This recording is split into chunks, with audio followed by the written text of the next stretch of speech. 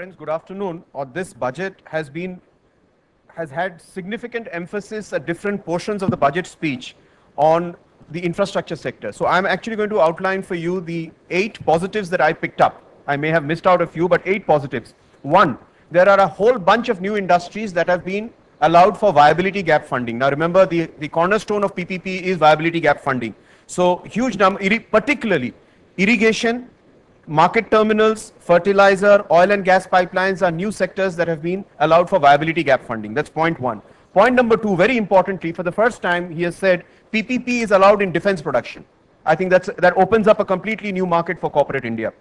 Number three, the tax-free bonds by infrastructure PSUs has been raised from 30 to 60,000 crores. There's a list of that, 10,000 to NHAI, 10,000 to Indian Railways, IFCL, etc., etc. You'll see the list, but it's a doubling from 30 to 60,000 tax-free bonds. That's point number three. Point number four is that he's, as President and Mr. Godrej has said before me, he's actually opened, there's been a limit on the Indian banking sector's ability to give more loans to the infrastructure sector for various reasons which you're aware of. He has actually in this budget thrown open many gates for ECBs.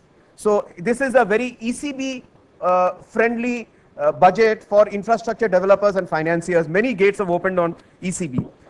Next point is that we actually have a new public sector undertaking. I don't know how many of you noticed it. The Water Resource and Irrigation Company. He announced a new PSU along the lines of, I would suspect, HUDCO and similar PSU. So this country now gets a Water Resources and Irrigation Company, a brand new central PSU, and hopefully major work on water, river linking, etc. might come through this.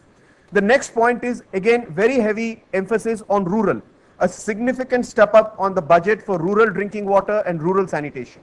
So the infra positioning on water and rural has seen significant, shall we say, emphasis.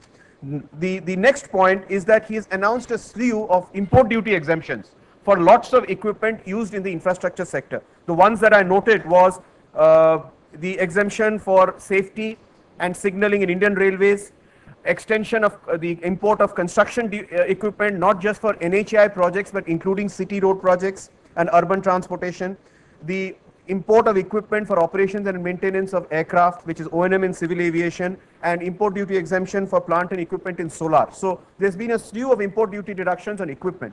These are the broad takes on what, shall we say, has been the 8 positives on infra. I must also share with you that there have been 2 negatives. Let's also look at them. There was an expectation, and I didn't quite find it. If any of you found it in the budget speech, please let me know. But there was a market expectation that the exemption for tax-free infrastructure bonds for retail investors, the exemption limit is 20,000. And there was much market speculation that the exemption of 20,000 would not only go up to about 50,000, but could even go up to, a lakh. Now that, in terms of intermediating savings into infra through infra bonds, that has not happened.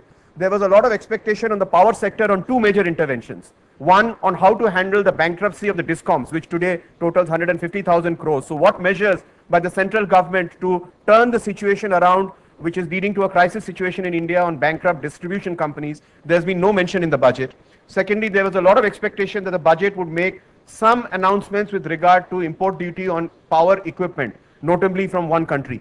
And to that extent, while he's announced an import duty waiver on fuel, on coal and gas, there's been no mention of the power sector issues. Now, these are some of the expectations that we had from the budget, which have not been met. And the third expectation was some kind of a consolidation mechanism.